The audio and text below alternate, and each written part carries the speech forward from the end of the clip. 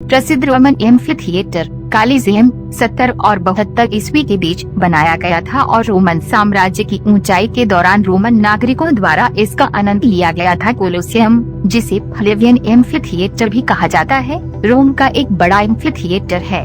इसे फ्लेवियन सम्राटों के शासनकाल के दौरान रोमन लोगों को उपहार के रूप में बनाया गया था।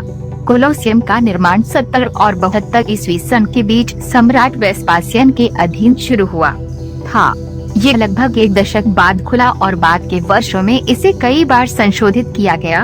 विशाल संरचना लगभग 189 गुना 156 मीटर 620 बाय 513 फीट मापी गई, 4 मंजिलें ऊंची थी और इसमें एम्फीथिएटर के 80 प्रवेश द्वार शामिल थे। संरक्षकों के लिए 76, घटनाओं के प्रतिभागियों के लिए 2 और 2 विशेष रूप से सम्राट के उपयोग के लिए प्रवेश द्वारों की भारी संख्या आवश्यक साबित हुई। कॉलिजियम अपनी अधिकतम क्षमता पर 50,000 से अधिक दर्शकों को पकड़ सकता था। जब कॉलिजियम पहली बार खुला, सम्राट टाइटस ने सुदिनों के ग्लैडिएटोरियल खेलों के साथ जश्न मनाया। सम्राट पारंपरिक रूप से खेलों में भाग लेते थे। सम्राट कोमोडस को सैकड़ों मौकों पर अखाड़े में प्रदर्शन करने के लिए जाना जाता है। खेलों के अलावा कॉलिजियम ने नाटक, पुनर्मूल्यांकन और यहाँ तक कि सार्वजनिक निष्पादन की भी मेजबानी की।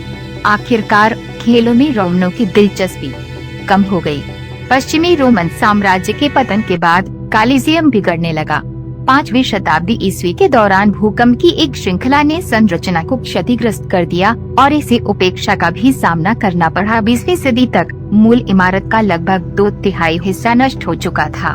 फिर भी 1990 के दशक में कॉलिजियम की मरम्मत के लिए एक बहाली परियोजना शुरू हुई। आज ये आधुनिक रोम के सबसे लोकप्रिय पर्यटक आकर्षणों में से एक है, जो सालाना लाखों आगंतुकों की मेजबानी करता है। कोलोसियम, जिसे फ्लेवियन एम्फीथिएटर भी कहा जाता है, फ्लेवियन सम्राटों के तहत रोम में निर्मित विशाल एम्फीथिएटर।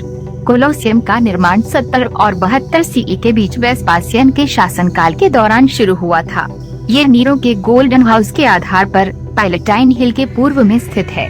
कृत्रिम झील, जो उस महल परिसर का केंद्र बिंदु थी, उसे बहा दिया गया था और कॉलिजियम को वहां बैठाया गया था। एक निर्णय जो उतना ही प्रतीकात्मक था जितना कि ये व्यवहारिक था। वेस्पासियन, जिनके सिंहासन के रास्ते में अपेक्षाकृत विनम्र शुरुआत थी, ने अत्याचारी सम्राट की निजी झील को एक सार्वजनिक एम्फीथिएटर के साथ बदलने का फैसला किया, जो हजारों रोमनों की मेजबानी कर सकता था। संरचना को आधिकारिक तौर पर 80 सीई में टाइटस द्वारा एक समारोह में समर्पित किया गया था, जिसमें 100 दिनों के खेल शामिल थे। बाद में 82 सीई में डोमिशियन ने सबसे ऊपर की कहानी को जोड़कर काम पूरा किया।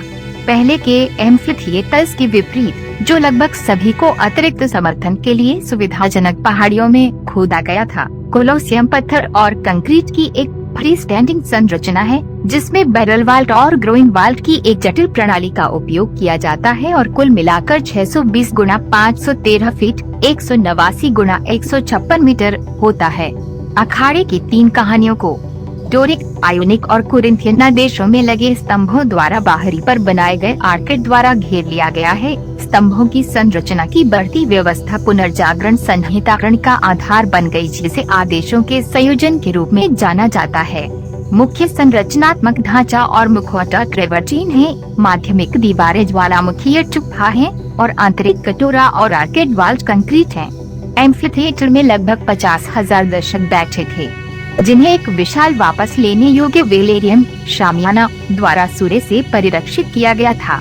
कोलोसियम के शीर्ष या अटारी कहानी में निर्मित कॉर्बल से विस्तारित सहायक मस्तूल और सैकड़ों रोमन नाविकों को हेराफेरी में हेरफेर करने की आवश्यकता थी, जो कि वेलेरियम को बढ़ाया और वापस ले लिया। कॉलिजियम ग्लैडिएटरों के बीच हजारों हाथों हाथ लड़ाइयों का दृश्य था, पुरुषों और जानवरों के बीच प्रतियोगिताओं का और नकली नौसैनिक कार्यक्रमों सहित कई बड़े युद्धों का। हालांकि ये निश्चित है कि क्या अखाड़ा प्रारंभिक ईसाइयों की शहादत का स्थल था। मध्ययुगीन काल में कॉलिजियम को एक चर्च के रूप में इस्तेमाल किया गया था। फिर 2 प्रमुख रोमन परिवारों फ्रैंगिपेन और एनिबाल्डी द्वारा एक किले के रूप में। कोलोसियम बिजली और भूकंप से क्षतिग्रस्त हो गया था और इससे भी अधिक गंभीर रूप से बर्बरता और प्रदूषण से सभी संगमरमर की सीटें और सजावटी सामग्री गायब हो गई। क्योंकि साइट को 1000 से अधिक वर्षों के लिए खदान से थोड़ा अधिक माना जाता था। पायस 8वीं के नेतृत्व में उल्लेखनीय प्रयासों के साथ कोलोसियम का संरक्षण 19वीं शताब्दी में शुरू हुआ और 1990 के दशक में एक बहाली परियोजना शुरू की गई। ये लंबे समय से रोम के प्रमुख पर्यटक आकर्षणों में से एक रहा है, जो सालाना करीब 7 मिलियन आगंतुकों को प्राप्त करता है।